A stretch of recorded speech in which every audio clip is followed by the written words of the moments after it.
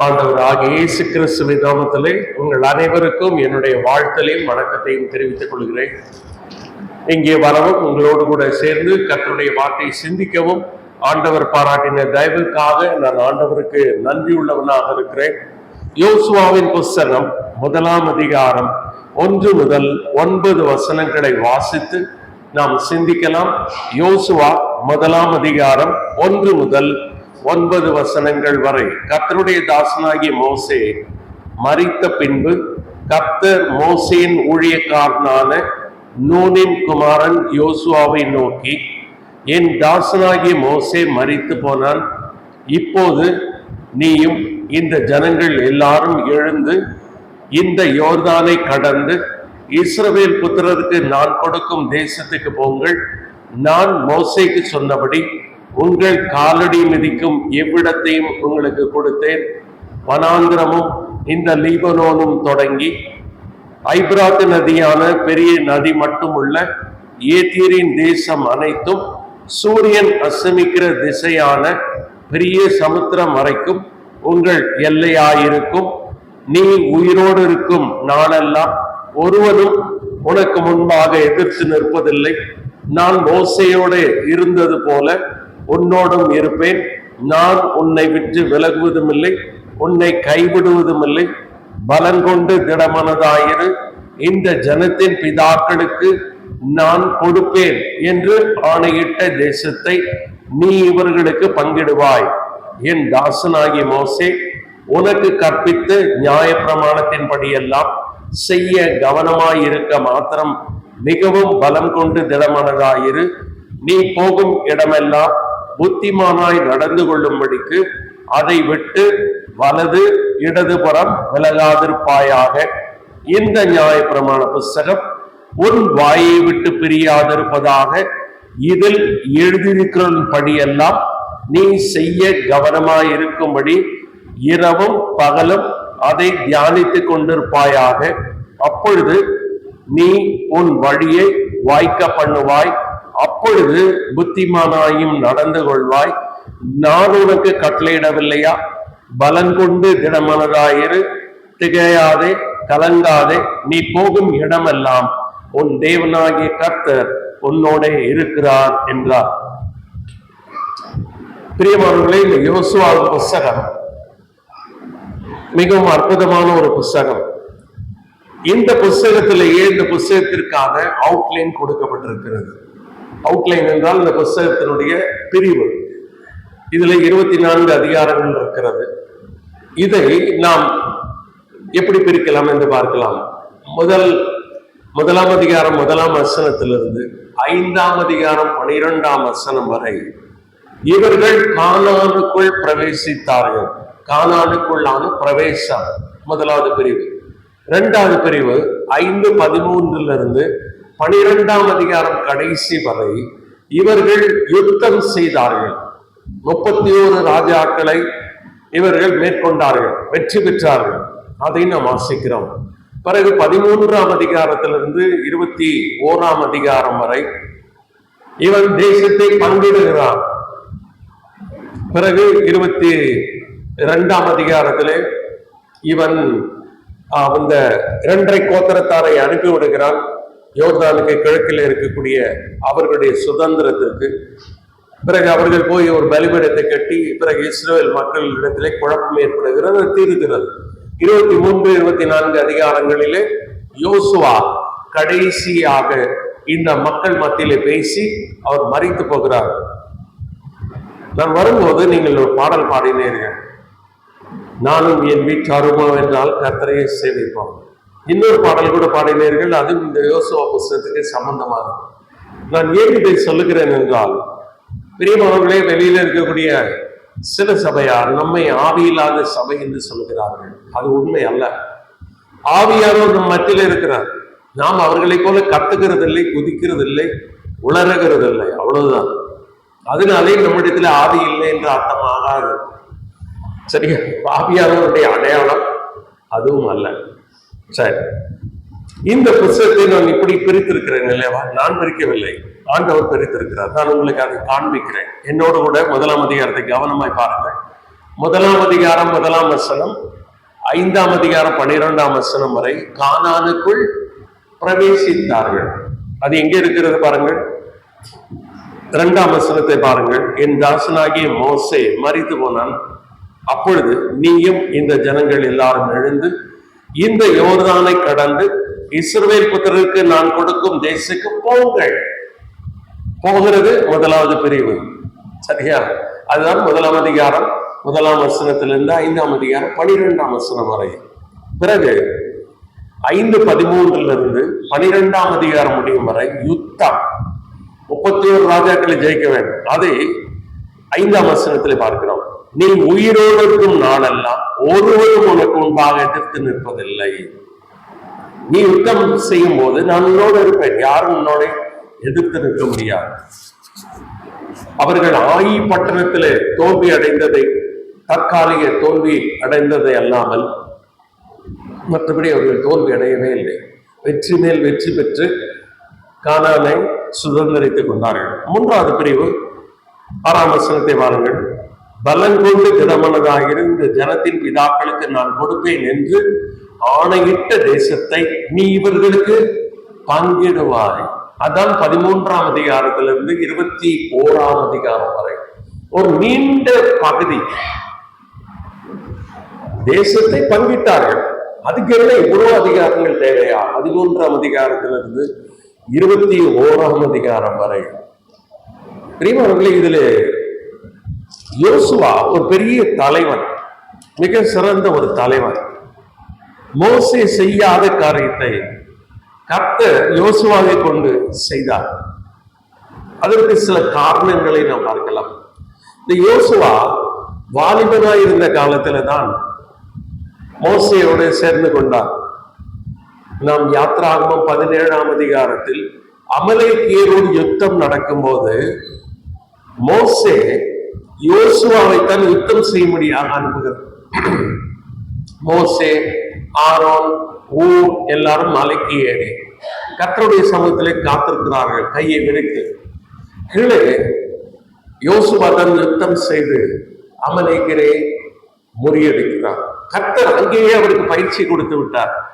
ஏனென்றால் இந்த கானானுக்குள் பிரவேசித்து 31 ராஜாக்களை ஜெயிக்க வேண்டிய பொறுப்பு மோசேயினுடையதல்ல, யோசுவாவுடையது.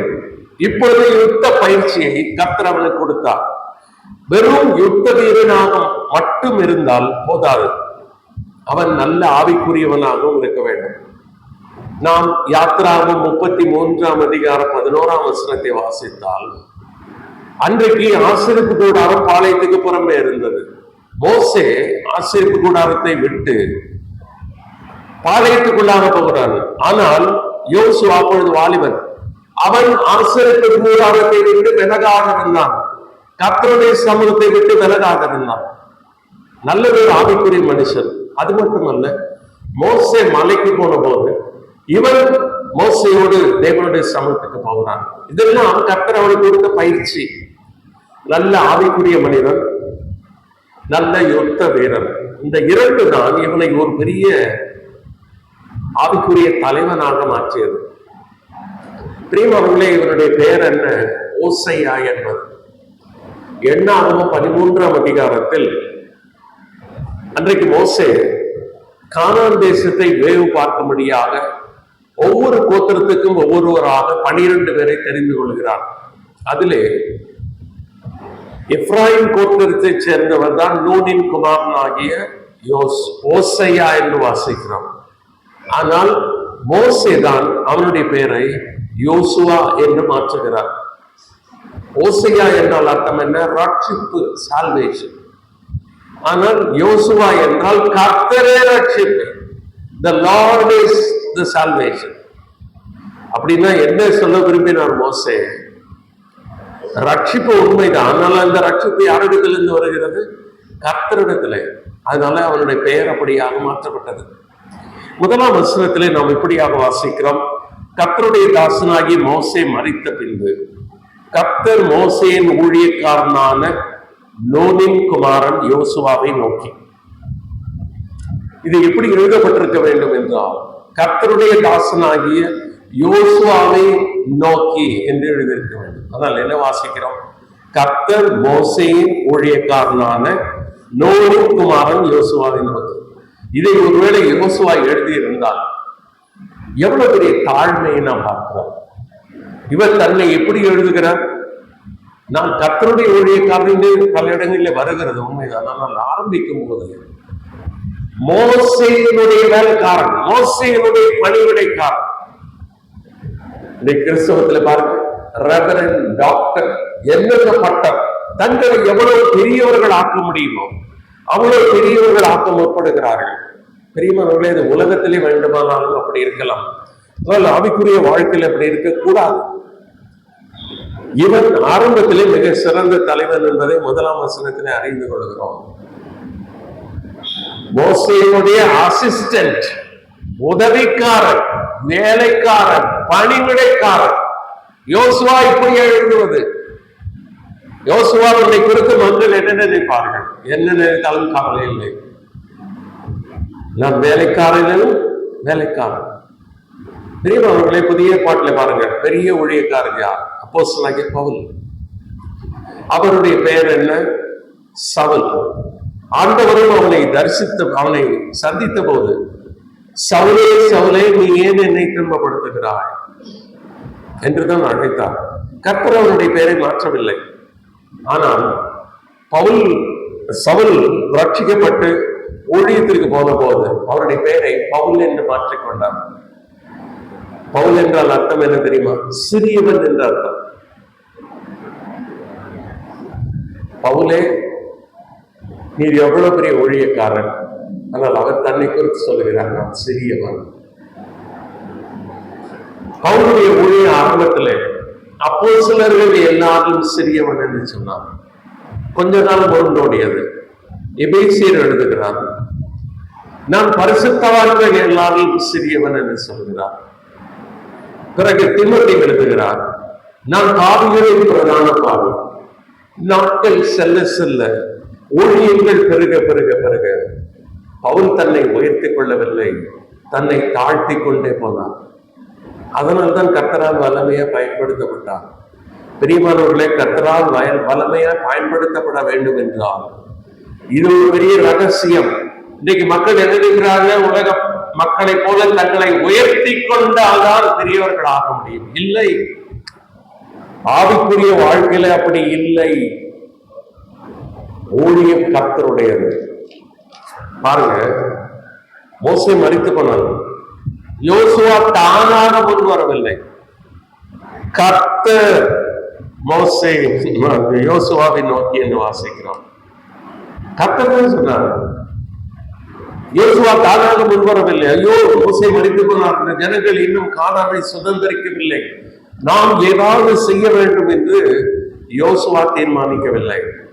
கர்த்தர் அவனை நோக்கி பேசினார். கர்த்தர் தான் அவனை அழைத்தார்.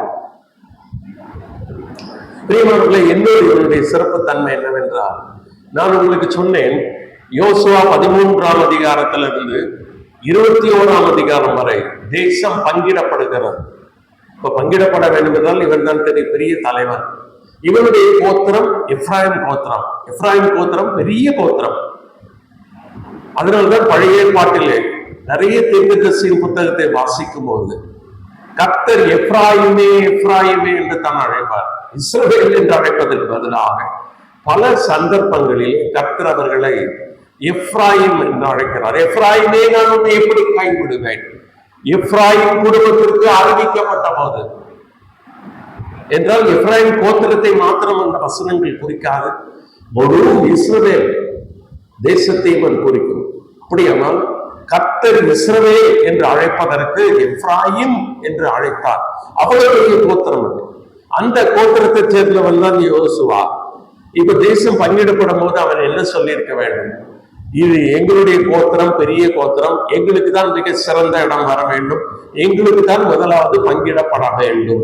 ஆனால் யோசுவாவுக்கு எப்ப கொடுத்தாங்க தெரியுமா? எல்லா கோத்திரத்துக்கும் பங்கிடப்பட்ட பின்பு கடைசியாக யோசுவா கொடுத்தார்கள். வாசிக்கலாமா? யோசுவா 19ஆம் அதிகாரம் 49, 50 வசனங்கள். யாராவது எடுத்தவர்கள் படிக்கிறீர்களா? தீர்ந்த போது, முடிக்கிற வேலையில நல்ல கவனிங்க, தீர்ந்த போது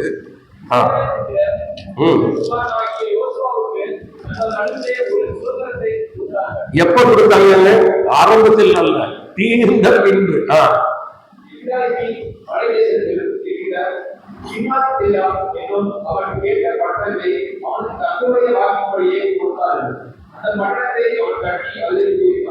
அவனுக்கு கர்த்தருடைய வாக்கின்படியே கொடுத்தார்கள். எப்ப கொடுத்தாங்க? முடித்து தீர்ந்த பின்பு. எல்லாம் முடிச்சுட்டாங்க. தேசத்தை பங்கிடுவது அவ்வளவு எளிதான பணி அல்ல. அதனாலதான் ஆதியானவர் 13ஆம் அதிகாரத்திலிருந்து 21 அதிகாரங்கள், 21 அதிகாரம் வரைக்கும் அவங்க லேவியர்களுக்கு சில அடைக்கல பட்டணம் அதெல்லாம் கொடுக்கப்படுகிறது. இத்தனை அதிகாரங்கள் தேவையா? அதான பெரிய பிரச்சனையே. ஆனால் யோசுவா பொறுமையா இருந்தார். தான் முந்திக் கொள்ளவில்லை. தான் ஒரு பெரிய தலைவர். கர்த்தர் தன்னை குறித்து தான், தன்னை நோக்கித்தான் இதெல்லாம் சொன்னார். தேசத்தை பங்கிடும் பொறுப்பு யோசுவாவின் கையிலே கொடுக்கப்பட்டது. யுத்தத்திலே மேற்கொள்ள முடியாத பொறுப்பு யோசுவாவிடத்தில் இருக்கிறது. கானானுக்குள் இந்த மக்களை அழைத்து செல்லக்கூடிய பெரிய தலைவர் யோசுவா. ஆனால் தேசம் பங்கிடப்படும் போது கடைசியாக பெற்றார். பெரியமானவர்களை எவ்வளவு பெரிய தலைவர் பார்த்தீர்களா? நம்ம தலைமைத்துவத்தை இங்கேதான் கற்றுக்கொள்ள வேண்டும். இன்றைக்கு நிறைய நேரங்கள்ல உலகத்துல எப்படி இருக்காங்க, நம்மளும் அப்படி இருக்கணும் அப்படிங்கிற மாதிரி கிறிஸ்துவத்தில் நடக்கிறது. அப்படி அல்ல. ஆண்டவர் இயேசு கிறிஸ்து அப்படித்தான் சொன்னார். நான் உலகத்தான் அல்லாதது போல நீங்களும் உலகத்தான் அல்ல. உலகத்திலே உலகாரங்கள் அப்படி இருக்கிறார்கள், உங்களுக்குள்ளே அப்படி இருக்க கூடாது என்று ஆண்டவர் சொன்னார். உலக மக்கள் எல்லாரும் மேன்மையாக எண்ணப்படுகிறார்கள், உங்களுக்குள்ளே அப்படி இருக்கக்கூடாது. உங்களுடைய முதன்மையா இருக்க விரும்புகிறவன் எல்லாரும் வேலைக்காரனா இருக்க வேண்டும். உலகத்தில் அப்படியே இருப்பாங்க இல்லை. உலகத்துக்கு எதிர்மாறாததுதான் கிறிஸ்தவம். நிறைய நேரங்களில் உலகத்தோடு ஒப்பிட்டு அவர்களை போல நாம் செய்ய வேண்டும் என்று நினைப்பது வேதத்திற்கு புறம்பானது. யோசுவா ஆரம்பத்திலேயே தன்னை மிகவும் தாழ்த்தினான். அடுத்தது தேசம் பங்கிடப்பட்டவன், அவன் கடைசியாக பெற்றான். அது வரைக்கும் அவன் பொறுமையா இருந்தான். பெரியவர்களை இவைகளெல்லாம் அவனுடைய சில நல்ல குணாதிசயங்கள். இப்ப 2ஆம் வசனத்துக்கு வருகிறோம். யோசுவா 1ஆம் அதிகாரம் 2ஆம் வசனம். தாசனாகிய மோசே மரித்து போனான். இப்பொழுது நீயும் இந்த ஜனங்கள் எல்லாரும் எழுந்து இந்த யோர்தானை கடந்து இஸ்ரவேல் புத்திரருக்கு நான் கொடுக்கும் தேசத்துக்கு போங்கள். கர்த்தர் 3 பிரதான கட்டளைகளை கொடுக்கிறார். எல்லாரும் எழுந்து, 2 கடந்து, 3 போங்கள். அது வரைக்கும் அமைதியா இருக்கணும். கர்த்தர் சொல்லும் வரை அமைதியா இருக்க வேண்டும். அதானங்க முடியல. பாருங்கள், மோசே காலத்துல ஜனங்கள் வனாந்தரத்தில் வந்து கொண்டிருந்தார்கள். பகலிலே மேகஸ்தம்பம், இரவிலே அக்கினி ஸ்தம்பம் அவர்களை நடத்தியது. மேகம் எழும்பும் போது இஸ்ரவேல் மக்கள் எழும்ப வேண்டும், மேகம் நிற்கும் போது அவர்கள் நிற்க வேண்டும். கர்த்தர் அப்படித்தான் அவர்களை வழிநடத்தி கொண்டு போனார். அதே போல மோசே மரித்த பின்பு கர்த்தர் எழுந்து என்று சொல்லும் போதுதான் எழுந்திருக்கிறார்கள்.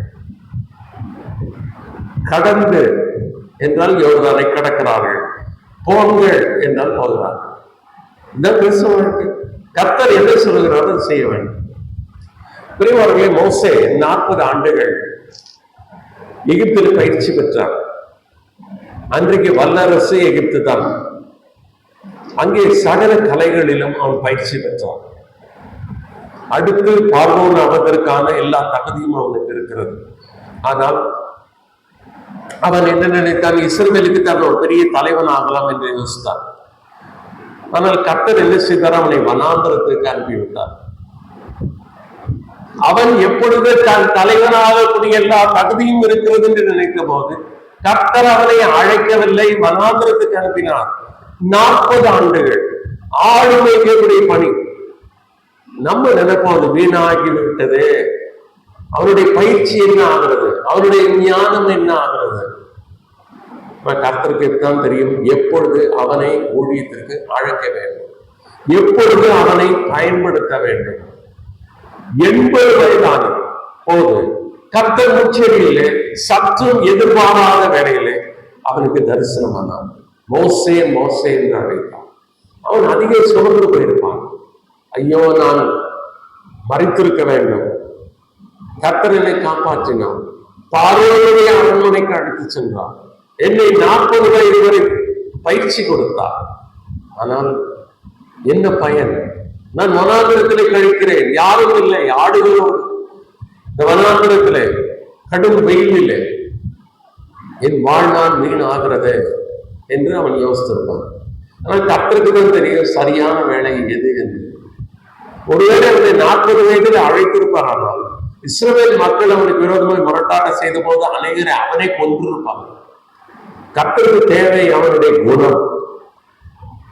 அவன் பூமியில் உள்ள மனுஷர் எல்லாரிலும் மிகுந்த சாந்த குணம் உள்ளவன். அந்த சாந்த குணம் வரும் வரை அவனை வனாந்திரத்தில் கர்த்தர் வைத்தார். பிறகுதான் அவனை கர்த்தர் அழைத்த போது வரமாட்டேங்கிறான். இப்பொழுது வரமாட்டேன், நான் அந்த நாடுள்ளவன், வாக்கு அல்லவன் அல்ல. 40 வயதா இருக்கும் போது தான் ஒரு பெரிய தலைவன் என்று யோசித்தான். கர்த்தர் அப்பொழுது அழைக்கவில்லை. தான் ஒன்றுமில்லை என்று நினைத்த போது கர்த்தர் அழைத்தார். நீ இப்படிப்பட்டால் தான் எனக்கு தேவை. அப்பொழுதே கர்த்தரை பயன்படுத்த ஆரம்பித்தார். என் புதிய ஏற்பாட்டை பாருங்கள். அப்போஸ்தலனாகிய பவுல் சவுலை ஆண்டவர் ரட்சித்தார். தமஸ்குக்கு போகிற வழியிலே ஆண்டவர் அவனை சந்தித்தார். ஆண்டவரே, நான் என்ன செய்ய சித்தமா இருக்கிறேன்? நீ ஊருக்குள்ளே போவோம், நகரத்துக்கு போவோம், அங்கே நீ செய்ய வேண்டியது சொல்லப்படும். கர்த்தர் என்ன செய்தார்? அன்னையே அவனிடத்துல பேசுகிறான். அவன் புறஜாதிகளுக்கும் ராஜாக்களுக்கும் இஸ்ரவேல் புத்திரருக்கும் என் நாமத்தை அறிவிக்கிறதற்காக நான் தெரிந்து கொண்ட பாத்திரமா இருக்கிறான். கர்த்தர் சொன்னார். அன்னை அதனால தைரியமா வந்து சவுலை ஞானஸ்தானம் கொடுத்து போய்விடுகிறார். கர்த்தர் உடனடியாக அவரை பயன்படுத்தி இருக்க வேண்டும், அப்படித்தானே? ஆனால் பவுலாகிய சவுல் உடனே கர்த்தரை குறித்து பிரசங்கிக்கிறார். ஆனால் என்ன நடக்கிறது என்று பார்த்தால் அவரை கொல்ல முற்பட்டார்கள், கூட வச்சு இறக்குகிறார்கள். பிறகு அங்கிருந்து எருசலேமுக்கு போகிறார். இதெல்லாம் அப்போஸ்தலர் நடபடிகள் புத்தகத்தில் இருக்கிறார். எருசலேமில் போய் கிரேக்கரோட தர்க்கிக்கிறார். அங்கேயும் அவரை கொல்ல முற்பட்டார்கள். சகோதரர்கள் என்ன செய்தார்கள்? அவரை கப்பலேற்றி தர்சு பட்டணத்துக்கு அனுப்பிவிட்டார்கள். வேத வல்லுநர்கள் சொல்லுகிறார்கள், தர்சு பட்டணத்திலே பவுல் 10 ஆண்டுகள் அமைதியா இருந்து விட்டார். பவுலை ஆண்டவர் ரட்சித்தார். பவுலுக்கு ஊழிய நோக்கம் வைத்திருந்தார். ஆனால் 10 ஆண்டுகள் தர்சு பட்டணத்தில் இருக்க வேண்டியதா இருந்தது. 12ஆம் அதிகாரம் முடியும் வரை முடிவில் தான் பர்னபா போய் சபையை அழைத்துக் கொண்டு அந்தியோகியாவுக்கு வருகிறார். அவர் ரட்சிக்கப்பட்ட காலத்திலும் அதற்கும் 10 ஆண்டுகள் என்று சொல்கிறார்கள். இப்ப யோசிச்சு பாருங்க, பவுல் தரிசு பட்டணத்தில் அங்கே தரிசு பட்டணத்தில் இருக்கிறார். என்ன யோசிச்சுப்பார்? ஆண்டவரே, எனக்கு நீ தரிசனமானே, நான் எதற்காக தெரிந்து கொள்ளப்பட்டேன் என்று நீ சொன்னேன். ஆனால் நான் பயன்படவில்லை. நான் ஏன் அமைதியா இருக்கிறேன்? ஆண்டவர் அமைதியை போட்டார். எப்படி மோசேயை வனாந்திரத்திலே 40 ஆண்டுகள் போட்டார், அதே போல ஏற்ற நாளிலே கர்த்தர் பர்னபாவை அனுப்பி பவுலை கொண்டு வருகிறார். அந்தியோகியாவுக்கு கொண்டு வருகிறார். அந்தியோகியாவிலே பர்னபா, சவுல் என்பவர்கள் தீர்க்கதரிசிகளாக இருந்து ஆராதித்துக் கொண்டிருக்கிற வேளையிலே ஆவியானவர் நான் அழைத்த ஊழியத்திற்காக சவுலையும் பர்னபாவை பிரித்து விடுங்கள் என்று திருவுள்ளம் பட்டிருக்கிறார். அது சவுல் அமைதியாகத்தான் இருந்தார். பிறகு வாருங்கள் 13ஆம் அதிகாரத்திலிருந்து 28ஆம் அதிகாரம் வரை முழுவதுமாக பவுலுடைய காரியங்கள் தான். முதல் 12 அதிகாரங்கள் வரை பேதுருவை பற்றி பெரும்பாலும் வருகிறது. பிறகு 13லிருந்து 28 வரை அப்போஸ்தலனாகிய பவுல். கர்த்தர் ஏற்ற வேளையில அவரை உயர்த்தினார். அதனாலதான் ஏற்ற காலத்தில் அவர் உங்களை உயர்த்தும்படிக்கு அவருடைய பலத்த கைக்குள் அடங்கியது. அதங்க கஷ்டமா இருக்கு. அவருக்கு தான் ஏற்ற வேலை அது. யோசுவா அந்த யோசேப்பை அவருடைய தகப்பனை விட்டு பிரித்தார். அதுக்கு முன்பதாகவே அவனுக்கு சொப்பனத்தை கொடுத்தார்கள் இல்லையா? அவன் பெரிய ஒரு ஆளுநரை போலவும் அவனுடைய தாய் தகப்பன் அவனுடைய சகோதரர்கள்லாம் வந்து அவனை பணிந்து கொள்வதை போல சொப்பனம் கண்டான், அதெல்லாம் சொன்னான். ஆனால் உடனடியாக அது நிறைவேறவில்லை. அவனை சகோதரர்கள் பகைத்தார்கள், அவனை குழியிலே போட்டார்கள். பிறகு அவனை அடிமையாக வச்சார்கள். அடிமையாய் போனான். அங்கே போய் குற்றச்சாட்டு சாட்டப்பட்டு சிறைக்கு போனான். சிறையிலே போனாலும் அவனை காப்பாற்ற யாரும் இல்லை. யோசித்திருப்பார், ஆண்டவர் எனக்கு சொப்பனத்தை கொடுத்தாரே, என்ன ஆனது? ஏன் நான் இந்த சிறையிலே அநியாயமே குற்றம் சாட்டப்பட்டு நான் சிறையிலே இருக்கேன்? கர்த்தர் ஏற்ற வேலை வந்தது. உயர்த்தினார் பார்வையோடு கருத்த இடத்துல. அதே போல யோசுவாவுக்கும் கர்த்தர் வேலை வந்தது. அவரை நோக்கி நீ எழுந்து என்று சொல்லுகிறார். பிரியமானவர்களே, கர்த்தர் தான் நடத்துகிறார். ஒரு வசனத்தை வாசிக்கலாமா? ரோமர் 8:16. ரோமர் 8:16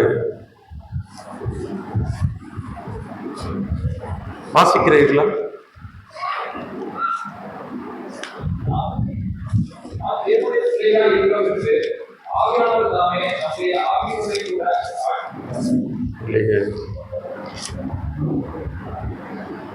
சாரி 14 8:14. மேலும் எவர்கள் தேவனுடைய ஆவியினாலே நடத்தப்படுகிறார்களோ, பாத்தீங்களா? அப்ப தேவனுடைய புத்திரர்களை நடத்துகிறது யார்? ஆவியானவர். ஆவியானவர் ஏதோ பெந்தகோஸ்தே சபைக்கு பாதை வாக்கப்பட்டவர் அல்ல. ஆவியானவர் நடத்துகிறார் தேவனுடைய பிள்ளைகள் எல்லாரையும். எவர்கள் தேவனுடைய ஆவியினாலே நடத்தப்படுகிறார்களோ அவர்கள் தேவனுடைய புத்திரராயிருக்கிறார்கள். இப்ப நம்மளுக்கு பிள்ளைகள் இருக்கிறார்கள். நம்ம பிள்ளைகள் நம்முடைய கட்டுப்பாட்டிலே சிறு பிள்ளைகளாக இருக்கிறார்கள்.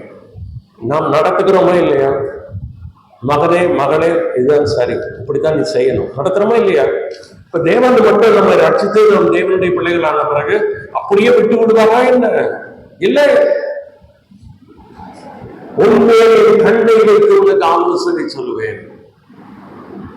பெரியவர்களுடைய அப்போஸ்தலனாகிய பவுலை ஆண்டவர் ஆவியானவர் நடத்தினார்.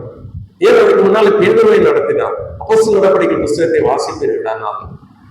பிரியமானவர்களே, அந்த அப்போஸ்தலர் நடவடிக்கைகள் என்பதை விட ஆவியானவருடைய நடவடிக்கைகள் என்று சொன்னால் நன்றாக இருக்கும்.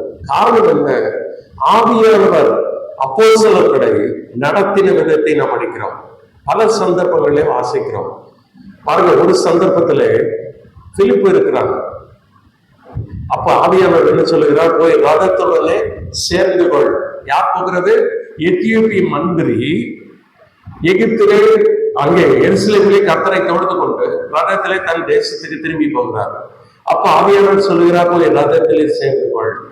வனாந்தரம் சேர்ந்து கொள்கிறார். அதனால்தான் அன்றைக்கு எத்தியோப்பிய மந்திரி ரட்சிக்கப்படுகிறார். ரட்சிக்கப்பட்ட பின்பு என்ன ஆகிறது தெரியுமா? அவருக்கு ஞானஸ்தானம் கொடுத்தார். ஆவியானவர் எடுக்கிறார். யார் லிப்டட்? ஏன்னா வனாந்திரம். அவன் ஆசோத்திலே காணப்படுகிறான். வனாந்திரத்துக்கு ஆசோத்துக்கு இடையே பயங்கர தூரம். இன்றைக்கு இருப்பதை போல கார், பஸ், ட்ரெயின், விமானம் ஒரு வசதி கிடையாது. எப்படிங்க ஒரு ஊழியக்காரன் தன்னுடைய வார்த்தை கேட்டவனை ஆவியானவர் என்ன பண்ணார் தெரியுமா? லிப்டட். அவனை அப்படியே தூக்கி எங்களோட வச்சுட்டாரு. அப்படிதான் பழைய ஏற்பாட்டில் எசேக்கியேல் தீர்க்கதரிசி தலையை பிடிச்செல்லாம் ஆண்டவர் கொண்டு போயிருக்காரு. ஆவியானவர் நடத்தினாரா இல்லையா? பிறகு பவுலை பிறகு பேதுருவை பார்க்கிறோம். பேதுரு எருசலேம்ல இருக்கிறார். ஆவியானவர் எங்கே கொண்டு வருகிறார் தெரியுமா? அவரை லித்தாவுக்கு கொண்டு வருகிறார். அதெல்லாம் இருக்கிறது, எடுத்துக்காட்ட எனக்கு நேரம் இல்லை. லித்தாவிலே ஐனேயா என்ற ஒரு மனிதன் இருக்கிறான். அவனை இயேசு கிறிஸ்து குணமாக்குகிறார் என்று பேதுரு சொல்லுகிறார்.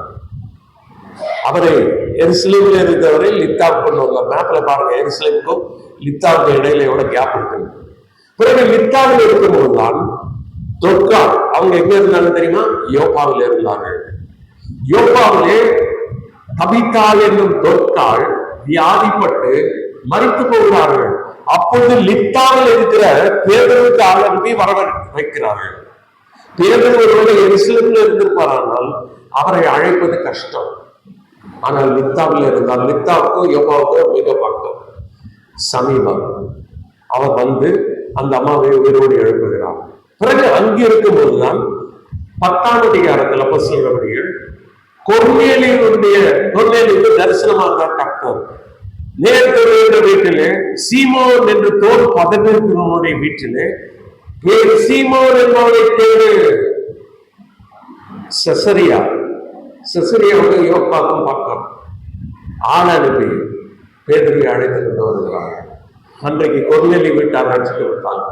பாத்தீங்களா, எருசலேமில் இருந்த பேதுருவை லித்தாவுக்கு ஆண்டவர் அனுப்பினார். லித்தாவில் இருக்கும்போது ஐனேயாவை குணப்படுத்துகிறார். லித்தாவுக்கு அருகிலே இருக்கக்கூடிய யோப்பாவிலே தபீத்தாளை உயிரோடு எழுப்புகிறார். அங்கிருந்து செசரியா பக்கத்தில் இருக்கிறது, அங்கே கொர்நேலி வீட்டார் ரட்சிக்கப்படுகிறார். இப்ப சொல்லுங்க, இது ஆவியானவருடைய நடவடிக்கையா இல்லையா? ஆவியானவருடைய நடவடிக்கை. பிறகு பவுல் ரட்சிக்கப்பட்டார். பவுலுடைய மிஷனரி பிரயாணம் அப்போஸ்தலர்கள் 13ஆம் அதிகாரத்திலிருந்து 28ஆம் அதிகாரம் வரை 3 மிஷனரி பிரயாணங்கள் இருக்கிறது. முதல் மிஷனரி பிரயாணத்திலே பவுலும் பர்னபாவும் போகிறார்கள். பிறகு 2வது மிஷனரி பிரயாணத்திலே பவுல் சீலாவை தெரிந்து கொள்கிறார். புறப்படுகிற வேளையில ஆவியானவர் போக ஒட்டாக இருந்தார். அப்போஸ்தலர்கள் 16ஆம் அதிகாரத்தை வாசித்து பாருங்கள். இங்கே ஒரு பக்கத்தில் திரும்பினால் ஆவியானவர் போக விடவில்லை, அந்த இடத்துல கூட தடை. இங்கே இடத்துல திரும்பினால் தடை. என்ன நடக்கிறது? ஆண்டவரே, மக்களே தேசத்தானவர்கள் எங்களுக்கு வந்து உதவி செய்யுங்கள் என்பதாக தரிசனம் காண்கிறார். பவுல் உடனடியாக ஆண்டவர் தன்னை ஐரோப்பா கண்டத்துக்கு அழைக்கிறார் என்று உறுதியாய் புரிந்து கொள்ளும். கப்பலேறி நேர பிலிப்பு பட்டணத்துக்கு வருகிறார். ஐரோப்பாவுக்கு சுவிசேஷம் போனதற்கு காரணம் அப்போஸ்தலனாகிய பவுலை ஆவியானவர் நடத்தினார். இல்லைன்னா பவுல் எங்கே இருந்திருப்பார் தெரியுமா? வெறும் ஆசிய கண்டத்தில் இருந்திருப்பார். இன்றைக்கு ஐரோப்பா கண்டத்தில் பெரும்பாலான நாடுகள் கிறிஸ்தவ நாடுகள். காரணம் என்ன? ஆவியானவர் பவுலை ஐரோப்பா கண்டத்திற்கு அனுப்பினார். முதல்ல போனது பிலிப்பு பட்டணம். அங்கே ரட்சிக்கப்பட்டது முதல்ல ஆற்றங்கரையிலே ஜெபம் பண்ணும்படியாக கூடி வந்த பெண்கள். லீதியா இருதயத்தை கர்த்தர் திறக்கிறார். ஐரோப்பாவிலே ரட்சிக்கப்பட்ட முதல் ஆத்மா லீதியா என்ற பெண். அங்கே ஸ்தாபிக்கப்பட்ட முதல் சபை பிலிப்பு பட்டணத்து சபை. அதுல பிலிப்பியருக்கு அவர்களுக்கு நிறுவனம் எழுதுகிறார். பிறகு அங்கே உபத்திரம் ஏற்பட்டவுடனே தெசலோனிக்கே பட்டணத்துக்கு போகிறார். பிறகு பெரேயாவுக்கு போகிறார், அத்தனைக்கு போகிறார், கொரிந்துக்கு போகிறார். எல்லாம் பாருங்க, எல்லா ஆவியானவருடைய நடத்தல் படி இதுக்கெல்லாம் நிருபங்கள் இருக்கா இல்லையா வேதத்துல? பிறகு பவுலை சிறையில் போட்டு அங்கே இந்த சபைகளுக்கு எல்லாம் கடிதம் எழுதும்படியாக ஆவியானவர் செய்தார். அதுதான் நமக்கு வேதமாக கிடைத்திருக்கிறது. இப்ப சொல்லுங்க, பவுல் தன்னுடைய திட்டத்தை பின்பற்றி போயிருந்தால் ஊழியம் வெற்றிகரமாய் நடந்திருக்கார். பேதரு தன்னுடைய விருப்பத்தின்படி போயிருந்தால் இவ்வளவு ஊழியம் பெருகி இருக்காது. இத்தனை சபைகள் ஸ்தாபிக்கப்பட்டிருக்காது. இங்கே கூட இவர்கள் காணாதவர்கள் பிரவேசிக்க வேண்டும். மோசே சாதிக்க முடியாத காரியத்தை கர்த்தர் யோசுவா பார்த்து சொல்லுகிறார். நீ எழுந்து நீயும் ஜனங்களும் இந்த யோர்தானை கடந்து, யோர்தானை கடக்க வேண்டுமே, அது கரை புரண்டு ஓடுகிற நதி, கடக்க வேண்டும். இஸ்ரவேல் புத்திரர்கள் நாடுகளுக்கும் தேசத்துக்கும் போங்கள். உள்ளே போனால் 31 பலத்த ராஜாக்கள் இருக்கிறார்கள். என்ன செய்வது? எப்படிங்க 31 ராஜாக்கள் என்று சொல்லுகிறீர்கள் என்றால் 12ஆம் அதிகாரத்தை நீங்கள் வீட்டில் போய் படித்து பாருங்கள். எரிகோக்கு ஒரு ராஜா. எரிகோ என்பது ஒரு பட்டணம். இப்ப யோசிச்சு பாருங்க. ராஜபாளையத்துக்கு ஒரு ராஜா, சங்கரன் கோயிலுக்கு ஒரு ராஜா, கடைநல்லூருக்கு ஒரு ராஜா, தென்காசிக்கு ஒரு ராஜா, செங்கோட்டைக்கு ஒரு ராஜாவே எப்படி இருக்கும், அந்த மாதிரிதான் அன்றைக்கு இருந்தது. அது 31 ராஜாக்கள். பவுல் என்று கர்த்தர் சொன்னார், நான் மோசேக்கு சொன்னபடி 3ஆம் வசனம், உங்கள் காலடி மிதிக்கும் எவ்விடத்தையும் உங்களுக்கு கொடுத்து விட்டேன். கர்த்தரை பொறுத்தவரை முடித்து விட்டார். இவர்கள் இன்னும் போகவே இல்லை. கர்த்தருக்கு ஆரம்பத்திலேயே முடிவு என்ன என்று தெரியும், வேற யாருக்குமே தெரியாது. ஆதியிலேயே அந்த மறைக்க மறைந்தவர் நம்முடைய தேவனாகிய கர்த்தர். அவருடைய வழி நடத்தலுக்காக நாம் காத்திருக்கும் போது கர்த்தர் நடத்துவார். எவர்கள் தேவனுடைய ஆவியினாலே நடத்தப்படுகிறார்களோ அவர்கள் தேவனுடைய புத்திரராயிருக்கிறார்கள். அதே பவுல் எழுதுகிறார். ஏனென்றால் ரோமர் 8ஆம் அதிகாரம் ஆவியானவருடைய அதிகாரம். ரோமர் முதல் 7 அதிகாரங்களிலே 2 முறை பரிசுத்த ஆவியானவரை குறித்து பவுல் எழுதுகிறார். ஆனால் 8ஆம் அதிகாரத்தில் மட்டும் 20க்கும் அதிகமான முறை ஆவியானவரை குறித்து எழுதுகிறார் ஒரே அதிகாரத்தில். சரி, அதெல்லாம் இருக்கட்டும். அப்ப ஆவியானவருடைய நடத்தல் படிதான் அங்கே பவுல், பேதுரு, பிலிப் மற்ற எல்லாரும் ஊழியம் செய்தார்கள், வெற்றி பெற்றார்கள். இங்கே பாருங்கள், 4ஆம் வசனத்திலே கர்த்தர் எல்லையை குறிக்கிறார். என்ன எல்லை? 4ஆம் வசனத்திலே வனாந்திரமும் இந்த லீபனோனும் தொடங்கி ஐபிராத்து நதியான பெரிய நதி மட்டும் உள்ள ஏத்தியரின் தேசம் அனைத்தும் சூரியன் அஸ்தமிக்கிற திசையான பெரிய சமுத்திரம் வரைக்கும் உங்கள் எல்லையா இருக்கும். எல்லை என்ன என்று சொன்னார். இந்த வனாந்திரம் என்றால் என்ன? இப்ப நம்ம மேப்ல பாத்தீங்கன்னா பின்னால கீழே தெற்கில இருக்கிறது வனாந்திரம், வடக்கே என்ன இருக்கிறது? அதே வசனத்தை பாருங்க, லீபனோன் மேலே இருக்கும். இஸ்ரவேல் தேசத்தாரின் வரைபடத்தை பார்த்தால் கிளை வனாந்திரம், அது தென்னின் எல்லை, தென்பகுதியின் எல்லை. வட எல்லை என்ன? லீபனோன் வனம். அங்கிருந்து மரத்தை தான் சாலமோன் தேவாலயத்தை கட்டுவதற்கு பயன்படுத்தினார். மிக அழகான ஒரு இடம். ஆனால் இன்றைக்கு பார்த்தால் தீவிரவாதிகள் உள்ளே புகுந்து அந்த தேசத்தை நாசமாக்கி விட்டார்கள். லீபனோன் அவ்வளவு அழகான இடம். அதைத்தான் கர்த்தர் வட எல்லையாக கொடுத்தார். பிறகு இன்னும் 2 திசை இருக்கிறது, கிழக்கு மேற்கு. கிழக்கு எல்லை என்னன்னு பாருங்கள், ஐபிராத்து நதியான பெரிய நதி மட்டும் உள்ள ஏத்தியரின் தேசம் அனைத்தும். அதுதான் என்ன? கிழக்கு எல்லை. ஐபிராத்து நதி எங்க இருக்கிறது தெரியுமா? இன்றைக்கு ஈராக் தேசம், அன்றைக்கு பாபிலோன் தேசம் வரைக்கும் அங்கதான் ஐபிராத்து நதி ஓடுகிறது. அப்ப எவ்வளவு பெரிய எல்லை பார்த்தீர்களா? தெற்கே வனாந்திரம், வடக்கே லீபனோன், கிழக்கே ஐபிராத்து நதி, மேற்கே பாருங்கள் சூரியன் அஸ்தமிக்கிற திசையான பெரிய சமுத்திரம் வரைக்கும் உங்கள் எல்லை. மெடிட்டரேனியன் சி, மத்திய திரைக்கடல், அது மேற்கே. இவ்வளவு தேசத்தை நம்மளுக்கு தருவேன் என்று சொன்னார். இது இங்கு மட்டுமல்ல, ஏற்கனவே கர்த்தர் ஆபிரகாமுக்கு வாக்குத்தத்தம் செய்தார். வாசிக்கிறீர்களா? ஆதியாகமம் 15ஆம் அதிகாரம் 18ஆம் வசனம். ஆதியாகமம் 15ஆம் அதிகாரம் 18ஆம் வசனம்.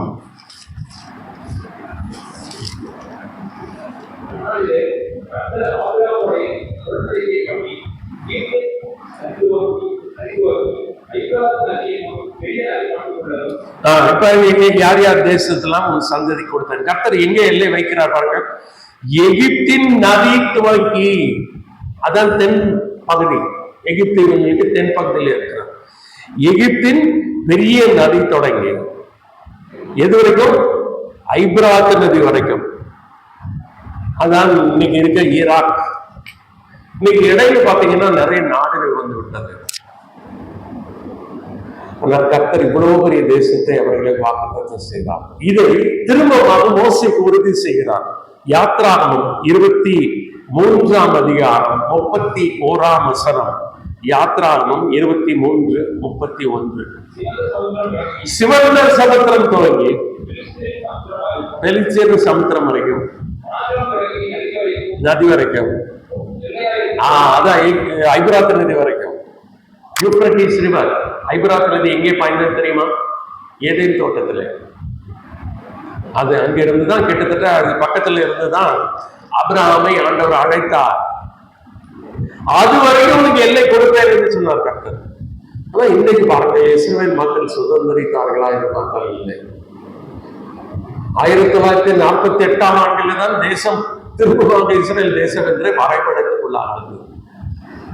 ஆண்டவர் இயேசு கிறிஸ்துவை அவர்கள் சிலுவையில் அறையும்படி ஒப்புக் கொடுத்த போது அவர்கள் இப்படியாக சொன்னார்கள், இவருடைய இரத்தப்பழி எங்கள் மேலும் எங்கள்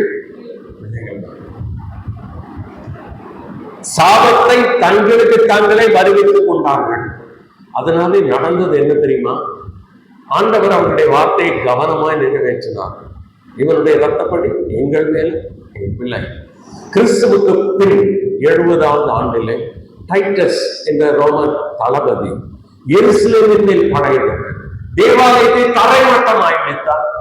எருசலேம் நகரத்தை சுற்றி இருக்கான் ஏராளமான இஸ்ரவேல் ஜனங்களை கொன்றான், உலகமே சிதறடித்தான். அன்றிலிருந்து 1948ஆம் ஆண்டு வரை இஸ்ரவேல் என்ற தேசமே வரைபடத்தில் இல்லை.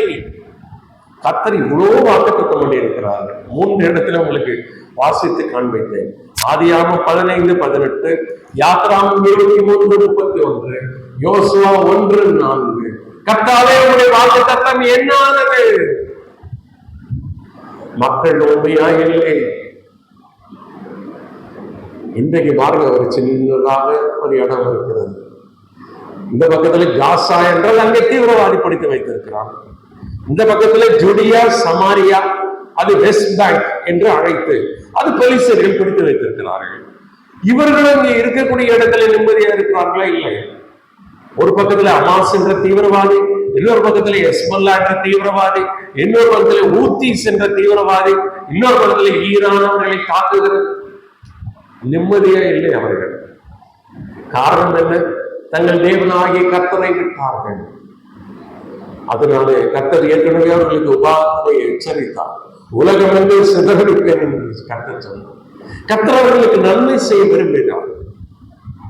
அவர்கள் அதற்கு அபாத்திரராய் போனார்கள். சரி, நம்ம தொடர்ந்து வாசிக்கலாம்.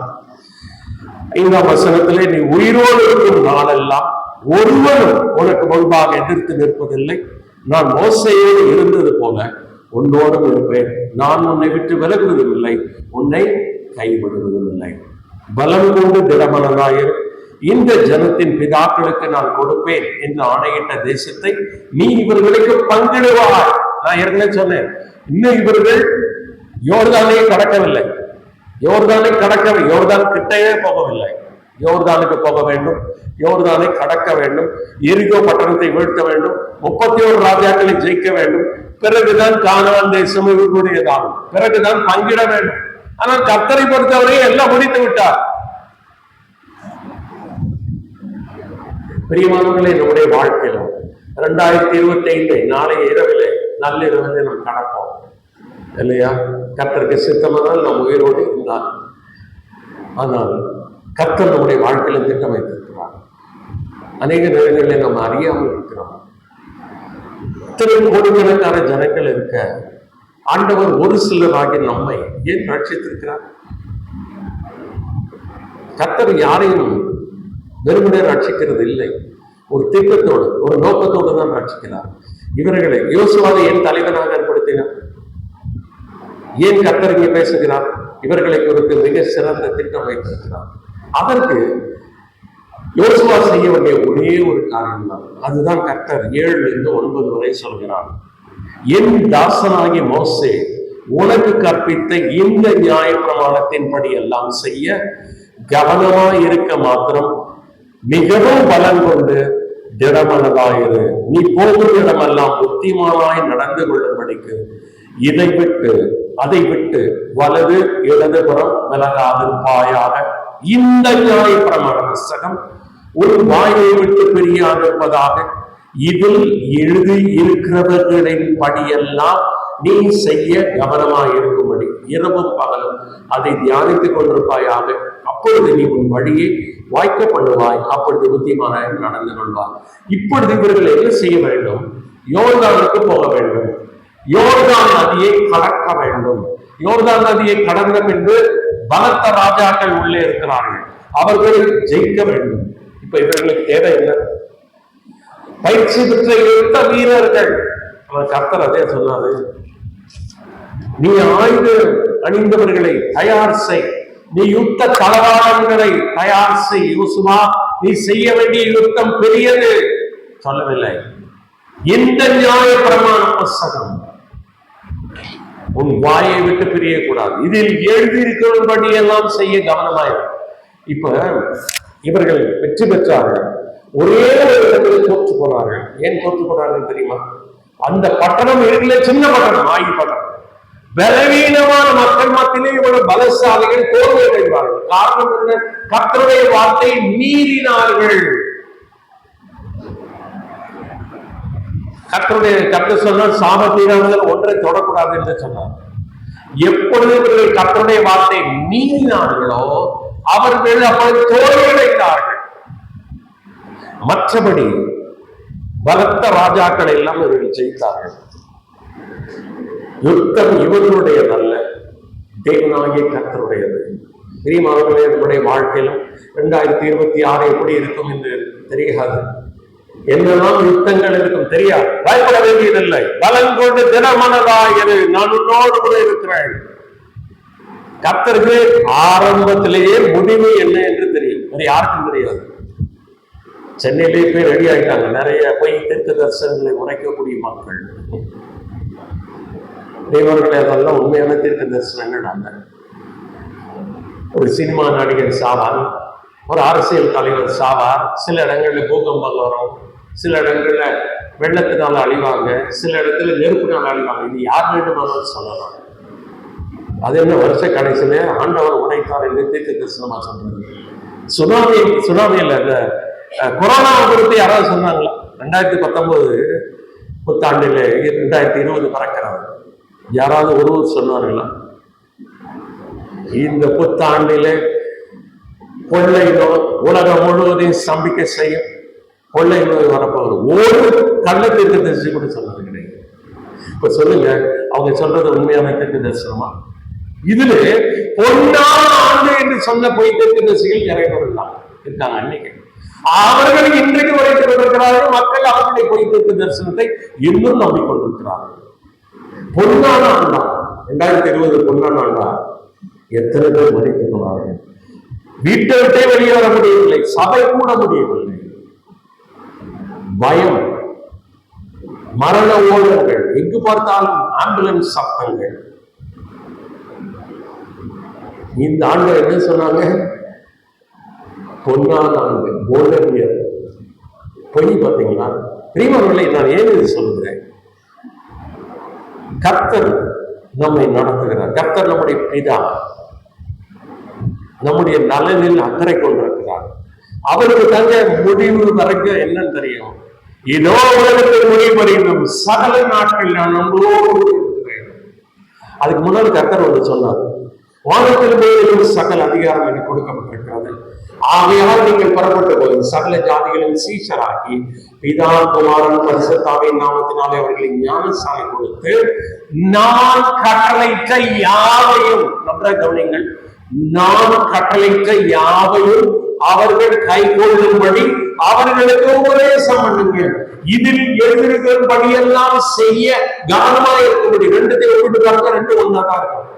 ஏனென்றால் ரெண்டையும் சொன்னவர் ஒரே தேவனாகிய கர்த்தர். ஒன்று யோசுவாவுக்கு சொன்னார், இன்னொன்று தன்னுடைய சீஷர்களுக்கு சொன்னார். அதே கர்த்தர் எப்படி வார்த்தையை மாற்றுவாரு? புதிய ஏற்பாடு புதிய ஆண்டில் நம்ம செய்ய வேண்டியது என்ன? எந்த புஸ்தகம் நம்முடைய வாயை விட்டு பிரியக்கூடாது. இதில் எழுதியிருக்கிறபடி எல்லாம் செய்ய கவனமாயிருக்கும்படி இரவும் பகலும் இதே தியானித்துக் கொண்டிருப்பாயாக. அப்பொழுது புத்திமானாய் நடந்து கொண்டார், உன்னுடைய வழியை வாய்க்க பண்ணுவாய். நம்முடைய வழி வாய்க்க வேண்டுமா? அவன் செய்வதெல்லாம் வாய்க்கும். யார் செய்வதெல்லாம்? கர்த்தருடைய விதத்தில் பிரியமாயிருந்து இரவும் பகலும் தியானமாயிருக்கிற மனுஷன் பாக்கியவான். அவன் நேர்கால்கள் கோரமாய் நடப்பட்டு தன் காலத்தில் தன் கனியை தந்து இலையுறாக இருக்கிற மரத்தை போல் இருப்பான். அவன் செய்வதெல்லாம் நம்ம செய்யறதெல்லாம் வாங்கிக்கணும்னா ஒரே வழி இதுதான். கர்த்தர் இந்த ஒன்றைத்தான் மோசேக்கு யோசுவா கொடுத்தார், வேற எதுவுமே கொடுக்கல. இந்த புஸ்தகம் நம்ம வாயை விட்டு பிரியக்கூடாது. எதுக்கு நாங்க படிக்கிறோம் அப்படின்னு சொல்றாங்க. எதுக்கு படிக்கணும் தெரியுமா? இதில் எழுதியிருக்கிறபடியெல்லாம் செய்ய கவனமா இருக்க முடியும். இது எதுக்கு கொடுத்திருக்கிறார் தெரியுமா? என்னை எவ்வளவு பெரிய அறிவாளி என்று காண்பிப்பதற்கு அல்ல, எனக்கு எவ்வளவு வேதம் தெரியும், நீ செய்ய கவனமாயிருக்கும்படி ஆண்டவர் சொன்னார். அவர்கள் கை கொள்ளும்படி, நான் கட்டளையிட்ட யாவையும் அவர்கள் கை கொள்ளும்படி. வேதத்தை படிக்கும் போது எப்படி படிக்கணும் தெரியுமா? எனக்கு ஒரு பெரிய பிரைஸ் காத்திருக்கு, நான் இது நல்லபடியா மனப்பாடம் சொல்லிட்டேன், நல்ல எக்ஸாம் எழுதிட்டேன்னா எனக்கு பிரைஸ் காத்திருக்கு. அது வேணா வாங்கிக்கோங்க, ஆனா அதுக்காக வேதத்தை படிக்கக்கூடாது. வேதத்தை எதுக்காக படிக்கணும்? எதுக்குங்க படிக்கணும்? இதை எழுதியிருக்கிறபடி எல்லாம் செய்ய கவனமாயிருக்கும்படி, நான் கட்டளையிட்ட யாரையும் அவர்கள் கைக்கொள்ளும்படி அவர்களுக்கு உபதேசம் பண்ணுது. இப்ப நான் உங்களுக்கு உபதேசம் பண்றது உங்க அறிவை வளர்க்கற, கர்த்தருடைய வார்த்தையை நீங்கள் கைக்கொள்ள. நம்ம பிரச்சனையே என்ன தெரியுமா? நம்ம கர்த்தருடைய வார்த்தை கீழ்ப்படுவதை தவிர எல்லா வேலையும் செய்யலாம். அதான் பிரச்சனை. எஸ்ரா என்ற ஒரு பெரிய வேத பாடகன் இருக்குவான். அவன் கர்த்தருடைய வேதத்தை ஆராயவும் அதன்படி செய்யவும் இஸ்ரவேலின் நீதி நியாயங்களை உபதேசிக்கும் தன் இருதயத்தை பக்குவப்படுத்தி இருந்தான். அதனாலதான் கர்த்தர் அவனை பயன்படுத்தினான். பழைய ஏற்பாட்டிலே கடைசி கிட்டத்தட்ட அந்த முடிகிற நேரத்தில் தான் எஸ்ரா, நெகேமியா, மல்கியாவாக இருக்கிறார்கள். பழைய ஏற்பாட்டை மிக நேர்த்தியாக தொகுத்தவன் எஸ்ரா என்று சொல்கிறார்கள். கர்த்தர் அவனை பயன்படுத்தின விதம் நாம் எஸ்ரா, நெகேமியா புஸ்தகங்களில் படிக்க முடியும். பெரிய எழுப்புதலை கொண்டு வந்தவன். எஸ்ராவை குறித்து நம்ம அதிகமா கவலைப்படுறது இல்லை. ஒரு பெரிய வேத வல்லுநர், 127 நாடுகளை ஆண்ட ராஜா சொல்லுகிறார், கர்த்தருடைய வேதத்தை உத்தம போதிக்கிற உத்தம வேத பாரகன் ஆகிய எஸ்ரா பெரிய சக்கரவர்த்தி அவனுக்கு கடிதம் எழுதுகிறார். பிரியமானவர்களே, நம்ம எதுக்கு பைபிள் படிக்கிறோம்? என் அறிவை வளர்க்கறதுக்கா? நான் ஊழியக்காரன் பிரசங்கம் பண்றதுக்கா? இது எழுதியிருப்பபடி எல்லாம் செய்ய கவனமா இருக்க முடியும். ஆண்டவர் சொன்னார், நான் உங்களில் அன்பாயிருந்தது போல நீங்களும் ஒருவர் அன்பாயிருங்கள் என்ற புதிதான கற்பனை உங்களுக்கு கொடுக்கிறேன். இதை படிக்கும் போது என்ன செய்யணும் அப்படின்னா, ஆண்டவர் சீஷர்களிடத்துல எப்படி அன்பா இருந்தார் அப்படின்னு தியானிக்கிறார். எப்படி அன்பா இருந்தார்? இதை சொன்னது யோவான் 13:34 ஆனால் 1 வசனத்தில் பாருங்கள், தம்முடைய விதத்தில் அன்பு வைத்தபடியே முடிவோ இருந்தார். எப்படி அனுபவித்தார் அப்படின்னு பாத்தீங்கன்னா, அந்த 33 வசனம் வரைக்கும் இந்த சீஷர்கள் எல்லாம் பெருமையா உட்கார்ந்து இருந்தாங்க. கடைசி ராபோஜனம், கடைசி பஸ்கா, முதலாவது கர்த்தருடைய பந்தி சாப்பிடுவதற்கு முன்பதாக யூதர்கள் கால்களை கழுவ வேண்டும். இப்ப சீஷர்கள் சண்டை போட்டுக் கொண்டிருக்கிறார்கள் என்னவென்று, தங்களில் எவன் பெரியவன். இப்ப யார் ஒரு காலை கழுவுறது? ஆண்டவர் எல்லாருடைய இருதயத்தை பார்க்கிறார். பேதருடைய இருதயத்தை பார்க்கிறார். பேதரு தன்னை சேவல் கூவுவதற்கு முன்னே 3 தரம் மறுதலிக்க போகிறார். யூதாஸ்காரியத்தை ஏற்கனவே பேசிக் கொண்டிருக்கிறார், பேரம் பேசி இருக்கிறார். மொத்தத்தினாலே அவரை காட்டிக் கொடுப்பேன், எனக்கு என்ன கொடுப்பீர்கள்? 30 வெள்ளிக்காசு. இன்னொரு ஆண்டவர் உயிர்த்தெழுந்த பிறகு சீஷர்களுக்கு தரிசனமான பிறகு ஆண்டவருடைய காயத்திலே அவருடைய விழாவிலே கை போட்டாங்க, நம்ப மாட்டேன் என்று சொல்லக்கூடியவர். சீஷர்கள் எல்லாம் விட்டு ஓட போகிறார்கள். இந்த மக்களையா நேசிப்பது? ஆண்டவர் என்ன செய்தார்? எல்லாருடைய இருதையும் பெருமையினால் நிறைந்திருக்கிறது. மக்களுக்கு என்ன செய்வது என்று ஆண்டவர் வருத்தப்படவில்லை. எழுந்தார், மேல் வஸ்திரத்தை கட்டி வைத்தார், சீலையை கட்டினார், பாத்திரத்தில் தண்ணீர் வார்த்தார், தான் சீஷருடைய கால்களை கழுவவும் தான் கட்டியிருந்த சீலையினால் துடைக்கவும் தொடங்கினான். அன்பின் வெளிப்பாடு. அன்பை என்ன செய்யும்? தன்னை தானே தாழ்த்தும், மற்றவருடைய உயரிய நலனில் அக்கறை கொள்ளும், சுயநலமற்றது, தியாகமானது. ஆண்டவர் அப்படிதான் செய்து காண்பித்தார்.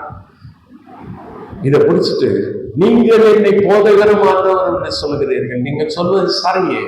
ஆண்டவரும் போதகருமாகிய நானே உங்கள் கால்களை கழுவினது உண்டானா நீங்கள் ஒருவரோடு அப்படி செய்யும்படி போதிக்கும்படின்னு சொல்லல. என்னன்னு சொன்னாரு? செய்யும்படி நான் உங்களுக்கு மாதிரியே காண்பித்தேன். மாதிரி காண்பித்து விட்டு நான் உங்களில் அன்பாயிருந்தது போல நீங்களும் ஒருவர். அடுத்து ஏற்படி அன்பா இருக்கணும்னு சொன்னார்னா, நீங்கள் ஒருவரோடு அன்புள்ளவர்களாக இருந்தால் அதனால் நீங்கள் என்னுடைய சீஷர்கள் என்று எல்லாரும் அறிந்து கொள்வார்கள். By this all men shall know that you are my disciples if you have love for one another. ஆண்டவர் சீஷர்கள், கிறிஸ்தவர்கள், விசுவாசிகள் என்பதற்கு ஒரே ஒரு அடையாளம் தான் கொடுத்தார். இன்னைக்கு கிறிஸ்தவத்தில் என்ன அடையாளம்லாம் இருக்கு பாருங்க. மீசையை வலிக்கிறாங்க. கிறிஸ்தவ நானே மீசையை வலிச்சிடுறாங்க. முடிய ஷார்ட்டா வெட்டிடுறாங்க. வெள்ளை ட்ரெஸ் போட்டுக்கிறாங்க. லேடிஸ் அவங்களுக்குரிய வெள்ளை புடவையை மாத்திக்கிறாங்க. வெள்ளை புடவை மேல இருக்கக்கூடிய காதணி எல்லாம் எடுத்துறாங்க.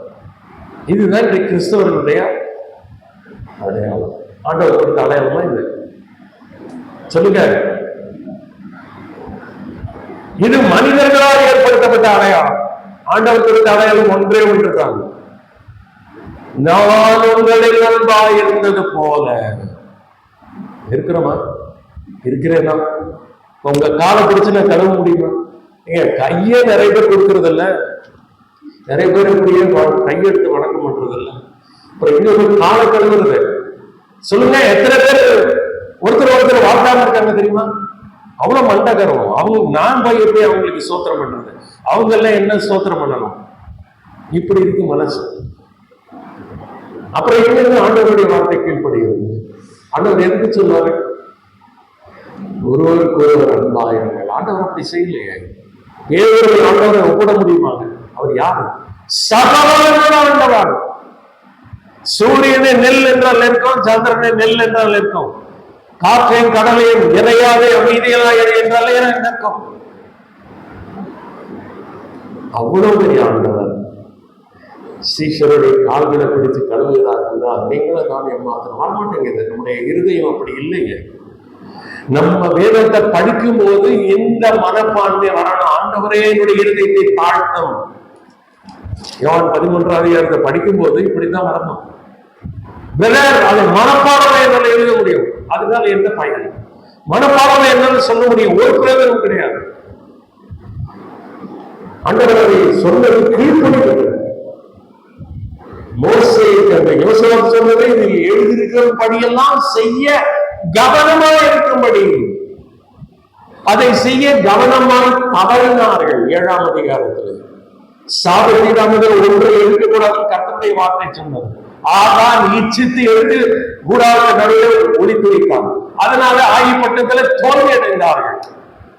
பாத்தீங்களா? கர்த்தருடைய வார்த்தை உயர்ந்தோடனே வெற்றி தோல்வியாக மாறினது. யோசுவா வந்து விழுகிறார். கர்த்தர் சொன்னார், எழுந்து. இஸ்ரவேல் மக்கள் சாபத்தீரானவர்களை பாவம் செய்தார்கள். அதை சரி செய்யும் வரை, அதை அகற்றும் வரை நாங்கள் நடுவே இருந்தேன். சரி செய்த பிறகு கர்த்தர் கொடுத்தார் வெற்றி. பிரியமானவர்களே, கர்த்தருடைய வார்த்தை கொடுக்கப்பட்டது என்னுடைய கீழ்ப்படுதல். நான் படிக்கும்போது என்னை பார்க்க வேண்டும். இந்த செய்தி அந்த சகோதரிக்கு ரொம்ப பிரயோஜனமானது, அந்த சகோதரருக்கு பிரயோஜனமானது இல்லை. கர்த்தருடைய வார்த்தை யாருக்கு இருக்கிறது? எனக்கு எனக்கு என்னோடு கர்த்தர் பேசுகிறார். என்ன பேசுகிறார்? நான் என்ன செய்ய வேண்டும்? என்னை தாழ்த்த வேண்டும். கர்த்தருடைய வேதத்தின் வெளிச்சத்திலே என்னுடைய இருதயத்தை ஆராய வேண்டும். இது கண்ணாடி. இப்ப கண்ணாடியில் நின்று மற்றவர்களையா பார்க்கிறோம்? இல்லை. கண்ணாடிகள் பார்க்கும்போது என்னுடைய முகத்தின் அலங்கோலம் தெரிகிறது. நான் என்ன செய்கிறேன்? ஐயோ, ஷேவ் செய்ய வேண்டும், என்னுடைய முடி கலைந்து இருக்கிறது, என் முகத்திலே அசுத்தம் இருக்கிறது, கழுவ வேண்டும். என்னுடைய முடியை சரி செய்ய வேண்டும், என்னுடைய முகத்தை சபரம் செய்ய வேண்டும். கண்ணாடியை பார்க்கும் போது இவ்வளவு செய்கிறேன். வேதம் என்ற கண்ணாடியை பார்க்கும் போது நான் என்னென்ன செய்வேன்? அதை தானே செய்யணும். அதை தவிர எல்லாம் செஞ்சா எதுக்கு இந்த வேதம்? சொல்லுங்க. இத மாதிரி நம்ம செய்ய ஆரம்பிச்சதுனால இன்றைக்கே ரட்சிக்கப்பட்டிருக்கோம். இல்ல, ஆண்டவர் ஒருவர் அன்பாக இருந்திருப்போம். நாம் ஒருவரில் ஒருவர் அன்பாக இருந்திருப்போமானால் இவர்கள் ஆண்டவருடைய சீஷர்கள் என்று இந்தியா என்றைக்கோ அறிந்திருக்கும். ஒரு பெரிய தேச தலைவரிடம் மகாத்மா காந்தி நினைக்கிறேன் கேட்டாங்க, இந்தியாவிலே கிறிஸ்தவத்துக்கு தடையா இருப்பது யார்? கிறிஸ்தவர்கள் என்று அவர் சொன்னார். யாருங்க? நம்ம யாரும் சொல்லிட்டு இருக்கு? யாரையும் சொல்லிட்டு இருக்கு. தடையா இருப்பது யார்? நாம் தான். கிறிஸ்தவர்கள் மொட்டையா கூட சொல்லுங்க, நான் என்று ஒவ்வொருவரும் நம்மை தாழ்த்தி, நான் எந்தெந்த பகுதியிலே கர்த்தருடைய நாமத்தை தூஷிக்கும்படி நடந்து கொண்டிருக்கிறேன் என்று கர்த்தருடைய சமூகத்திலே ஆராய்ந்து தாழ்த்தி காரியங்களை சரி செய்ய ஆரம்பித்தால் கர்த்தர் நம்மை பயன்படுத்துவார். யோசுவாவை வெற்றி மேல் வெற்றி கொடுத்து கானானுக்குள் பிரவேசிக்க செய்ததை போல புதிய ஆற்றிலே புதிய கிருபைகளை கர்த்தர் நமக்கு தருவார். சரியா? நம்மை தாழ்த்துவமா? கர்த்தர் கொடுத்திருக்கிறார் ஒன்றே ஒன்று தான். இது எதை கொடுத்திருக்கிறார்? நம்ம வாயை விட்டு பிரியக்கூடாது. எதற்காக பிரியக்கூடாது? இதில் எழுதியிருக்கிற படியெல்லாம் செய்ய நீ கவனமாய் இருக்கும்படி இரவும் பகலும் இதையே தியானித்துக் கொண்டிருப்பாயாக. செய்வோம். கர்த்தர் வசனங்களை நமக்கு ஆசீர்வதித்து தருவாராக. ஆமென்.